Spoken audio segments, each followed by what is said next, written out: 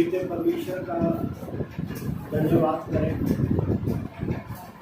जिसने हमें जीतों की दुनिया में रखा और ये मौका दिया कि हम लोग इकट्ठे हों, हम लोग उस परमेश्वर की स्तुति कर सकें। तो हम परमेश्वर का धन्यवाद करेंगे सुनने वाले देखने वालों के लिए, और हम प्रार्थना करेंगे कि प्रभु इस वचन के द्वारा हमसे बोले और बात करें और हम सबको आशीष दें। वही हम आंखें बंद करके परमेश्वर का धन्यवाद करेंगे। धन्यवाद धन्यवाद धन्यवाद धन्यवाद धन्यवाद धन्यवाद धन्यवाद धन्यवाद धन्यवाद पवित्र पवित्र परमेश्वर, हम आपको धन्यवाद करते हैं। धन्यवाद करते हैं इस समय के लिए जो तूने हमारे जीवन में दिया, हमें जिंदों की दुनिया में रखा और एक सुंदर मौका दिया कि हम तेरे पवित्र नाम को, तेरे पवित्र वचन को पिता परमेश्वर आज ले सकें। प्रार्थना करते हैं तेरी पवित्र रूप प्रत्येक शरीर प्राण आत्मा पर नियंत्रण करें, और वो भी प्रभु आज आप बोलना चाहते हैं, बात करना चाहते हैं, आपके द्वारा देखने वाले और सुनने वालों पर बहुत ऐसे आशीष। प्रार्थना करते इस वचन के लिए जो दान आपने हमें दिया है। आप पिता परमेश्वर, तेरे वचन में लिखा है कि मैं पापियों के लिए आया हूँ ताकि वो उद्धार पा सकें। प्यारे प्रभु, हम विनती करते हैं पापियों को बचाने के लिए, जिसमें हम भी एक पापी हैं। प्यारे प्रभु, उन्हें हमारे लिए रखा। सब लोग चाहते हैं कि हम सीखें प्यारे प्रभु से, तेरे पवित्र हमको सिखाए पवित्र आत्मा के विषय में, पवित्र वचन के विषय में, जो पापी और धर्मी दोनों को प्यारे प्रभु आपका संदेश क्या कहता है। वही हम धन्यवाद करते हैं कि सारा महिमा पूर्ण आपके नाम को देते हुए प्रार्थना उद्धार करता यीशु मसीह नासरी के नाम से, आमीन। धन्यवाद करते हैं। हम परमेश्वर के पवित्र वचन में जाएंगे और परमेश्वर के पवित्र वचन आज हमें जो कहना चाहता है, तो हम परमेश्वर के पवित्र वचन को देखते हुए, जब परमेश्वर ने कहा है कि आज का दिन यहोवा ने बनाया है, हम उसमें आनंदित हैं। हमें परमेश्वर का हुक्म है कि हम उसका धन्यवाद करें और आनंद मनाएं। जबकि परमेश्वर हमारे साथ है, परमेश्वर चाहता है, तो हम एक वचन को पढ़ेंगे, भजन संहिता 145 अध्याय और उसकी 2 आयत। इस तरह से वचन में लिखा है, भजन संहिता 145 अध्याय उसकी 2 आयत। प्रतिदिन मैं तुझको धन्य कहा करूँगा, मैं तेरे नाम की स्तुति सदा सर्वदा करता रहूँगा। प्रतिदिन प्रतिदिन हमारा शुरू होता है रोज हमारा दिन शुरू होता है। हम सुबह हमें देखने को मिलती है और हमें परमेश्वर कहता है कि उसके एहसानों को मान, उसके किसी भी एहसान को ना भूलना। तो प्रतिदिन हमें परमेश्वर एक नई रोशनी देता है और एक नई आस देता है, और परमेश्वर चाहता है कि हम उस आस में होकर, जैसे हम पढ़ रहे हैं कि मैं प्रतिदिन तेरी तुझको धन्य कहा करूँगा। क्या कहूँगा? धन्यवाद धन्यवाद। मैं अपने मन से, मैं अपने तन से, मैं अपनी सारी शक्ति से तुझे धन्य कहा करूँगा। मैं तेरे नाम की स्तुति, मैं तेरे नाम की स्तुति सदा सर्वदा करता रहूँगा। सदा और सर्वदा, जब तक जिंदा रहूंगा, जिंदा हूँ जब तक जिंदा रहूंगा, तेरी स्तुति करता रहूंगा। परमेश्वर आज के दिन में हमें सिखाना मांगता है, और हम परमेश्वर के वाणी को जब सुनते हैं, परमेश्वर की आवाज को सुनते हैं, तो परमेश्वर एक बात कहना चाहता है। लूका की पुस्तक 13 अध्याय उसकी 24 आयत में इस प्रकार से लिखा है। लूका की पुस्तक उसका 13 अध्याय की 24 आयत इस प्रकार से बताती है हमें।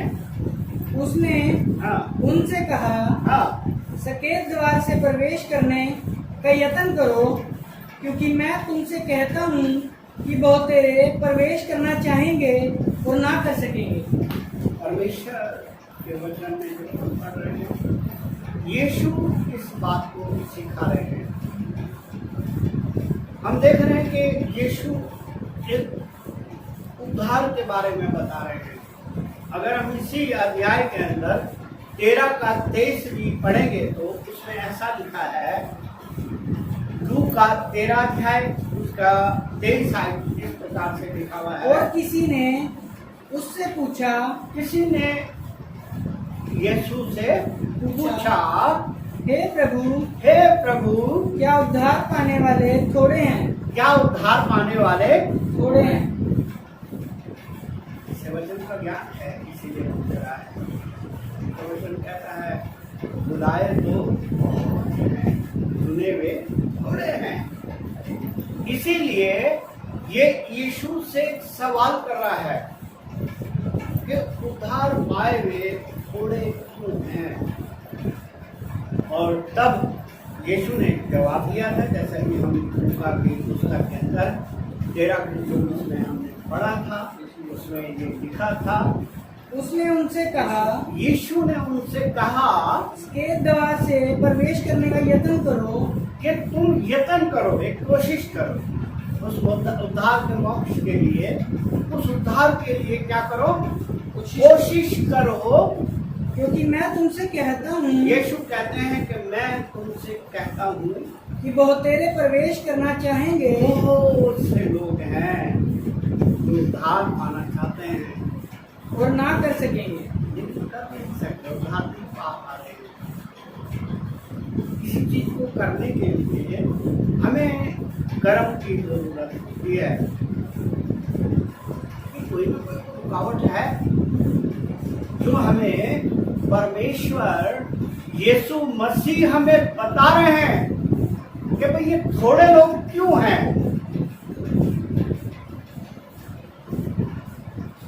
थोड़े लोग क्यों हैं, यीशु मसीह बता रहे हैं। जैसे मैंने अभी आपको बताया था, मत्ती 22 अध्याय उसका देखें 22 का, मत्ती 22 में साफ लिखा है। अगर हम पढ़ेंगे तो आपको बड़ा मजा आएगा इसमें। मत्ती 22 में लिखा है, बुलाए तो बहुत हैं, गिनती से बाहर है। 22 का 14 आयत में इस प्रकार से लिखा क्योंकि है, बुलाए तो बहुत हैं, क्योंकि बुलाए तो बहुत है, बहुत हैं, परंतु चुने हुए थोड़े हैं, परंतु चुने हुए थोड़े हैं। यही बात यीशु बता रहे हैं।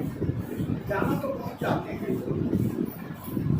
और इसको अगर हम एक और तरीके से देखें तो मत्ती की पुस्तक 7 अध्याय उसका 13 आयत में यीशु ने फिर लोगों से बात करी और कहा, सकेत फाटक से प्रवेश करो, फाटक से प्रवेश करो, क्योंकि चौड़ा है वह फाटक, क्योंकि चौड़ा है वह फाटक, और चाकल है, और चाकल है वह मार्ग जो विनाश को पहुंचता है, वह मार्ग जो विनाश को पहुंचाता है।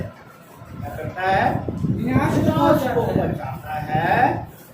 और बहुत तेरे हैं बहुत तेरे हैं जो उससे प्रवेश करते हैं, उसमें प्रवेश करते हैं। चौड़ा मार्ग है जो हमें मृत्यु की ओर लेके जाता है, पाप की ओर लेके जाता है। उसमें बहुत से लोग जाना चाहते हैं। और यीशु ने ये बात कही कि लोग चाहते तो हैं कि हम वो मोक्ष पा जाएं, उद्धार पा जाएं, लेकिन वो कुछ कठिनाइयां हैं उनके सामने, कुछ प्रॉब्लम है, कुछ बातें हैं उनके सामने जिसके कारण वो डर जाते हैं। हालेलुया। डर के मारे इनकार करते हैं, डर के मारे कमजोर हो जाते हैं। और यही बात यीशु ने बताई कि भाई चाहते तो हैं लेकिन वो नहीं कर सकते। वो नहीं आ सकते। हालेलुया। और परमेश्वर के वचन को जब हम मनन कर रहे हैं तो यहाँ बहुत अच्छी बात लिखी है। वो फाटक जो है वो जोड़ा है। वो फाटक जो है सरल रास्ता है। मनुष्य हर चीज क्या चाहता है? सरल चाहता है, सरल चाहता है। मुझे मेहनत ना करनी पड़े, मुझे प्रार्थना ना करनी पड़े, मुझे बैठना ना पड़े, मेरा काम हो जाएगा।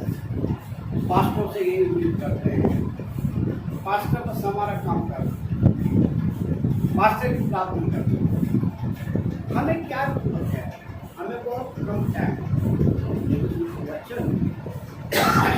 वचन जब हम सीख रहे हैं तो ये पापियों का मार्ग जो कि जोड़ा है और वो फाटक चाकल है, वह मार्ग जो हमें मृत्यु को पहुंचाता है। यीशु से किसी ने पूछा था, जैसे भी हम पढ़ रहे थे, कि यीशु से किसी ने बात करी थी कि थोड़े क्यों हैं लोग, क्या कारण है? लोग स्वर्ग राज्य में जाने के लिए नहीं चाहते क्या? यीशु से सवाल। उन्होंने कहा नहीं, जाना चाहते हैं, जाना चाहते हैं, लेकिन ये कुछ बातें उनके सामने आ जाती हैं। और यहाँ पर हम पापियों का वचन पढ़ के पापियों का मार्ग जोड़ा है। और इस जोड़े मार्ग में हर एक आदमी चाहता है मैं आसानी से चला जाऊँ, मुझे कोई तंगी ना हो, मुझे कोई परेशानी ना हो। लेकिन वचन हमें बताता है कि ये तंगी क्या है। मत्ती 13 अध्याय उसका 22 आयत इस प्रकार से कहता है। मत्ती 13 अध्याय उसकी 22 आयत बता रही है कि ये थोड़े क्यों हैं लोग।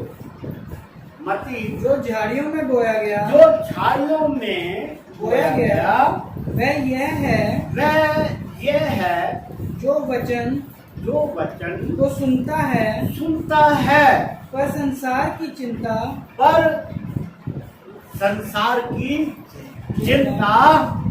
का धोखा वचन को दबाता है। परमेश्वर की बातों को जिसको जगना चाहता है, क्या करता है? उसे दबाता है। किसी चीज को दबा दो तो दिखेगी। वचन कह रहा है पूरी चिंता, संसार की और धन का धोखा क्या करता है? वचन को दबाता है। परमेश्वर की बात जो वचन है उसको क्या करता है? दबाता है। पापियों के मार्ग में संसार की चिंता तो सबके आती है। ऐसा नहीं सोचने के पास्टर जी कह रहे पापियों के लिए चिंता है, नहीं। लेकिन वचन कहता है कि जो परमेश्वर के सिर्फ रहते हैं, चिंता उनके लिए बहुत खतरनाक है, उन्हें कोई आस नहीं दिखती है। और यहाँ पर ये वचन हमें साफ बता रहा है कि पापियों के मार्ग में कुछ चिंताएं जो बहुत प्रॉब्लम बन जाती हैं उनके लिए। लेकिन परमेश्वर का वचन बताता है कि ये चिंताएं उसे परमेश्वर के नजदीक नहीं आने का। उसका उद्धार के लिए वो चाहता है कि मेरा उद्धार हो जाए, मैं भी स्वर्ग में जाऊं, मेरा नाम जीवन की पुस्तक में लिखा जाए। लेकिन ये चिंता उसको आने नहीं देती यीशु। दूसरी बात हम देख रहे हैं धन का धोखा। दूसरी बात क्या देखी हमने? धन का धोखा। और धन का धोखा का मतलब यह है कि मत्ती की पुस्तक 16 अध्याय की 26 आयत कहती है, यदि मनुष्य सारे जगत को प्राप्त करे। मत्ती की पुस्तक, यदि मनुष्य सारे जगत को प्राप्त करे और अपने प्राण की हानि उठाए तो उसे क्या लाभ होगा? उसे उस धन का क्या लाभ होगा? परमेश्वर कह रहा है कि उस जगत को प्राप्त करने के लिए भाग रहा है। इसीलिए वो मोक्ष उद्धार के लिए, यीशु के वचन के लिए टाइम नहीं है और जल्दबाजी है। इसीलिए वो कह रहा है संसार की चिंता, धन का धोखा क्या करता है? वो परमेश्वर से अलग कर देता है। और ऐसा ही हम लूका की पुस्तक 12 अध्याय के 21 आयत कहता है, ऐसा ही वह मनुष्य है धनवान। मत लूका 12 अध्याय की 21। ऐसा ही वह मनुष्य भी है हाँ जी, जो अपने लिए धन बटोरता है, हाँ, परंतु परमेश्वर की दृष्टि में धनी नहीं। परमेश्वर की दृष्टि में धनी नहीं। इसलिए धन का दुख प्राप्त करने का है, संसार की चिंता बेकार है। मैं कह रहा था कि धर्मियों के लिए भी चिंता होती है। ऐसा नहीं कि पापियों के मार्ग में चिंता है तो धर्मियों के नहीं है, मार्ग में नहीं, धर्मियों के पास चिंता आती है। और पहला पत्रस 5 अध्याय उसका 7 आयत कहता है, और अपनी सारी चिंता, धर्मियों को हुक्म है परमेश्वर का, और अपनी सारी चिंता उसी पर डाल दे क्योंकि उसको तेरा ध्यान है। उस यीशु के मोक्ष के लिए, यीशु को उद्धार के लिए एक ये उपाय है। वो चिंताएं जो रोक रही हैं, वो धन जो रुकावट पा रहा है, उस चिंता को कहाँ पे डाल दे? यीशु के पर। यीशु का वचन कह रहा है, उसका वचन ही तो दब रहा है। यहाँ आप सीख रहे थे, वचन को दबा रहा है, परमेश्वर की आवाज को दबा रहा है। लेकिन परमेश्वर सिखा रहा है कि जो परमेश्वर के वचन पे चल रहे हो, कह रहा अपनी चिंता क्या कर दे, परमेश्वर के हाथ में दे, परमेश्वर पे डाल दे, उसे तेरा ध्यान है। हालेलुया। यही बात हम अगर धर्मियों के बारे में देखें तो भजन संहिता 1 अध्याय और उसका 6 आयत इस प्रकार से कहता है, भजन संहिता, क्योंकि यहोवा धर्मियों का मार्ग जानता है, धर्मियों का मार्ग जानता है, परंतु दुष्टों का मार्ग नाश हो जाएगा। दुष्टों का मार्ग नाश हो जाएगा। चिंताएं धर्म को नाश की ओर लेके जा रहा है। जिसमें हम पढ़े थे कि थोड़ा है वो फाटक जो हमें नाश की ओर लेके उसमें जाना चाहते हैं। और जो अच्छा मार्ग है, संकेत फाटक है, जहाँ फाटक के विषय में लिखा है, हम देख रहे हैं धर्मी के विषय में। और धर्मी के विषय में वचन को हम और पढ़ेंगे। परमेश्वर का वचन हमें सिखा रहा है कि धर्मी अपनी चिंता परमेश्वर पे डाल देता है।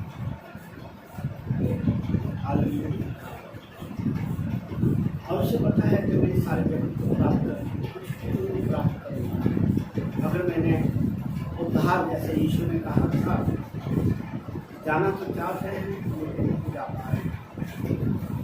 वचन हमें सिखा रहा है, देखें कि वो हमारे मार्गों को जानता है। यीशु इसलिए कहना धर्मी के मार्गों को मैं जानता हूँ, धर्मी की चिंताओं को जो मेरे पे डाल रहा है, मेरे को ध्यान है उसका, कोई भी ध्यान नहीं कर सकता। यीशु कहते हैं कि मेरे लिए कोई काम कठिन नहीं है। मेरे बच्चों, मेरे बेटे बेटियों, ये ध्यान से सुनो, मेरे लिए कोई काम। और इसीलिए परमेश्वर का वचन हमें सिखा रहा है कि धर्मियों को एक बात करनी है। भजन संहिता 1 अध्याय 1 आयत पढ़ते हैं, क्या ही धन्य है वह पुरुष, क्या ही धन्य है वह पुरुष जो दुष्टों की युक्ति पर नहीं चलता, जो दुष्टों की युक्तियों पर नहीं चलता, ना पापियों के मार्ग में खड़ा होता है, ना पापियों के मार्ग में खड़ा होता, ना ठट्ठा करने वालों की मंडली ना में ठट्ठा करने वालों की मंडली में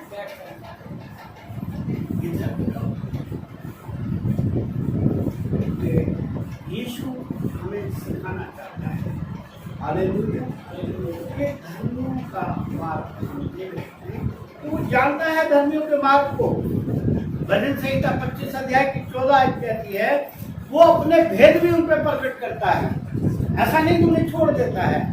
वचन कहता है यहोवा के भेदों को भी वही जानते हैं, यहोवा के भेदों को भी जानते हैं, जो उससे डरते हैं जो उससे डरते हैं और वह अपनी वाचा उन पर प्रकट करेगा वह अपनी बातें उन पर प्रकट करेगा। इसीलिए तो धर्म कह रहा है कि सारी चिंता उन पर डाल दो। भजन संहिता 55 अध्याय के 22 साहिब कहता है कि अपना बोझ भी मुझ पे डाल दे। ये बोझ लेकर चिंताओं का धन का तू मेरे पास आना चाहता है लेकिन आ नहीं पा रहा है। इसलिए पवित्र परमेश्वर कहते हैं अपना बोझ यहोवा पर डाल दे। अपना बोझ जो भी तुझे रोक रहा है सैंपल के मार्ग में चिंता और धन जो रुकावट पा रहा है, परमेश्वर कह रहा है इस बोझ को ये तेरे दिमाग में है परमेश्वर पे डाल दे।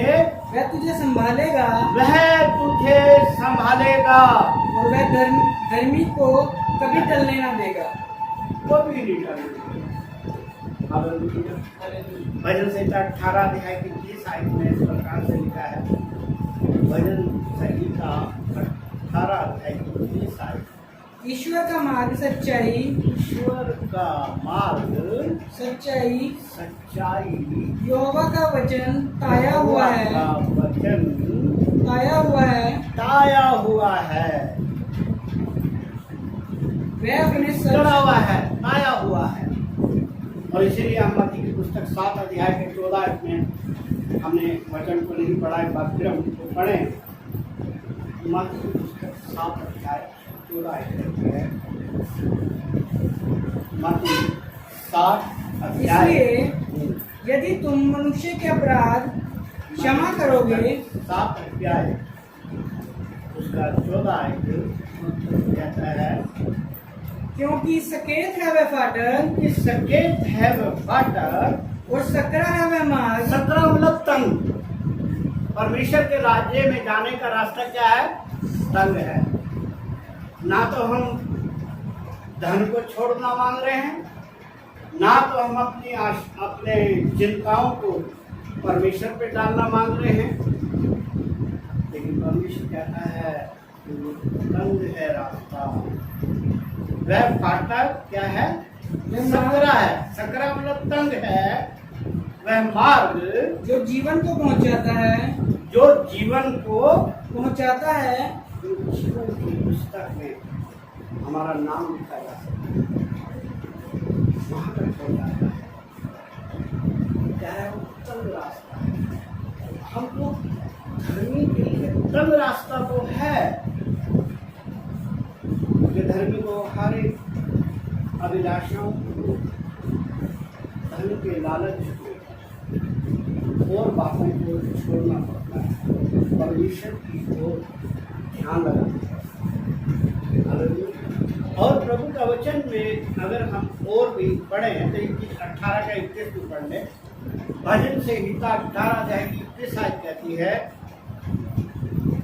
क्योंकि मैं यहोवा के मार्गों पर चलता रहा और दुष्टता के कारण अपने परमेश्वर से दूर ना हुआ। जब हम परमेश्वर के रास्ते होंगे तो हम दूर नहीं होंगे परमेश्वर से। और इसीलिए परमेश्वर के वचन में व्यवस्था विवरण 5 अध्याय की 33 आयत में लिखा है। व्यवस्था विवरण उसका 5 अध्याय की 33 आयत। व्यवस्था विवरण 5 अध्याय उसका 33 आयत में लिखा है जिस मार्ग पे चलने की आज्ञा तुम्हारे परमेश्वर ने तुमको दी है उस सारे मार्गों पर चलते रहो कि तुम जीवित रहो और तुम्हारा भला हो। और जिस देश में तुम अधिकारी होंगे उसमें परमेश्वर कहता बहुत दिनों के लिए बने रहो, बहुत दिनों के लिए बने रहो। और इसीलिए भजन संहिता 37 अध्याय की 5 आयत कहती है अपने मार्गों की चिंता यहोवा पर छोड़ दे और उस पे भरोसा रख, वही पूरा करेगा। अपने मार्गों की चिंता। हमारे मार्ग क्या है? हमारे मार्ग है हमारा काम। आज मैंने ये करना है, आज मैंने वहां जाना है, और हम इसी बात को सीख रहे हैं। यीशु ने कहा कि लोग जाना तो चाहते हैं, परमेश्वर के स्वर्ग राज्य में जाना चाहते हैं, नरक में कोई नहीं जाना चाहता है। नरक के अंदर क्या है? आग है, गंधक है, भट्टी है, कभी घुसती नहीं, उसमें आत्माएं डाल दी जाएंगी, दांतों को पीसना और रोना है। लेकिन मनुष्य इस चौड़े रास्ते को पसंद करता है, जहां पर कोई तंगी ना हो, कोई कहने वाला ना हो, कोई पूछने वाला ना हो, आजादी। मनुष्य के जीवन में रहता, मुझे कोई टोके, मुझे कोई कहे ना। कई लोग तो अपने बड़ों से भी नाराज कह दिया, लेकिन परमेश्वर को वचन सिखा रहा है कि हमें उस थोड़े रास्ते पर जो हमें नरक विनाश की ओर लेके जाता है, जहाँ आग बंधक है, जिसको नरक कहते हैं। इसलिए हमें परमेश्वर के पवित्र वचन में पाप के मार्ग से हटना है, अपने को बचाना है। क्योंकि मैं यहोवा के मार्गों में चलता रहा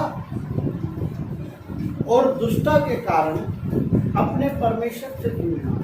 मेरे में दुष्टता के कारण मेरी कोई भी ऐसी दुष्टता नहीं रही जिससे मैं परमेश्वर से, मैंने दुष्टता को दूर करा, मैंने अपने बुराइयों को दूर करा, मैंने परमेश्वर के राज्य के बारे में सोचा।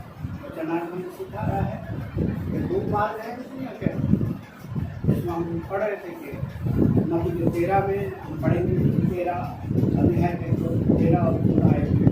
जब हम पढ़ रहे थे तो यही बात है कि दो मार्ग हैं मत्ती 7 के अंदर।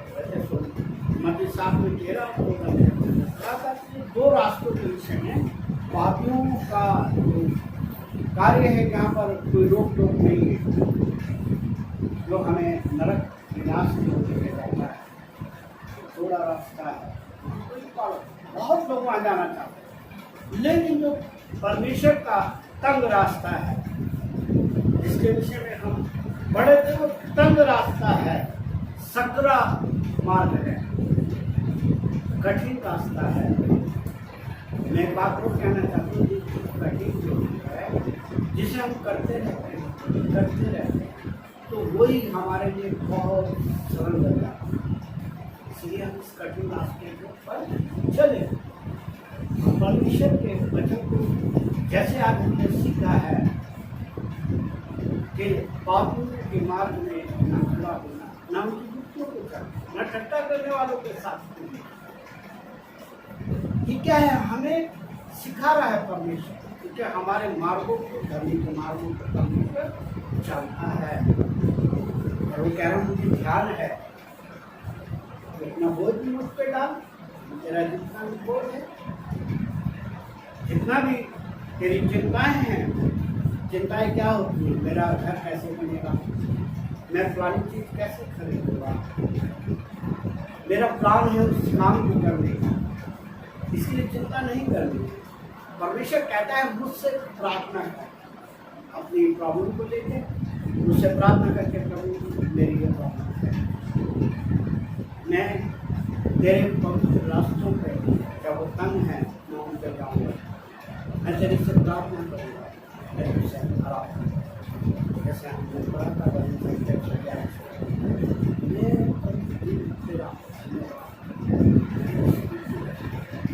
मेरा काम है,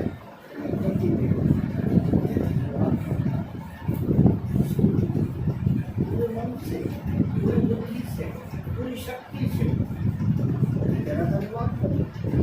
और परमेश्वर कहता है इच्छा है कि तुम हर बात में, हर हाल में, हर समय तेरा परमेश्वर का धन्यवाद करते हैं। और मैं खासकर परमेश्वर की पवित्र वाणी को सुना, परमेश्वर की पवित्र वचन को सुना, धन्यवाद मैं करता हूँ और प्रार्थना करता हूँ हर बात जो बोझ आज हमें सीखा है ये कबूल कर ईश्वर का धन्यवाद। आज वो प्रभु के वचन में लिखा है कि अपना पे डाल हम क्या कहें जो लोग परमेश्वर के पवित्र वचन को सुन रहे हैं, देख रहे हैं, वो आज आंखें बंद करके अपना बोझ, अपनी चिंता आज पवित्र परमेश्वर यीशु पे डाल। आइए हम आंखें बंद करें, धन्यवाद करते हैं कि प्रभु हम एक बार फिर आपके पवित्र चरणों में आकर अपने जीवन आपको आवश्यकता विशेष प्रार्थना करते हैं। आज के हम पर दया करें कि हम बैठ कर पवित्र वचन को और तेरे लोगों के बीच में बता सकें। ये वचन 20-60 नहीं बल्कि 100 तेरा वचन कहता है आज मैं हर एक जीवन आपके वचन में लिखा है कि तेरे कोई खाली से चंगे हो गए, आपके पवित्र नाम से एक एक जीवन के लिए पूरे हर बीमारी प्रार्थना करते हैं कि आप लोग वचन सुनने के द्वारा इनके हर इनकी चिंताएं कर तेरे पवित्र रास्ते, तेरे पवित्र स्वर्ग के का आगे बढ़ने के लिए